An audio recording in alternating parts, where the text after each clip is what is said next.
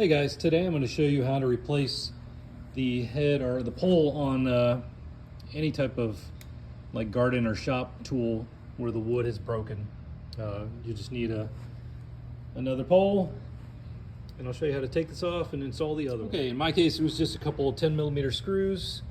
Got those off, actually bolts on this one, screw on that one, and now I just need to get the remnants of the old pole out of there. This might take me a minute, but shouldn't be too hard. All I did to get the rest of that wood out was I flipped it around, stuck a screwdriver through the top here and pushed it out. And so now I should just be able to remove it right through there. Well, I've got the old pole over there. Probably going to keep it just because it's a nice sturdy pole. I could you know, make the edge of that one look like this again, but I think I'm just going to push the easy button and install this one right here. So it'd be real quick.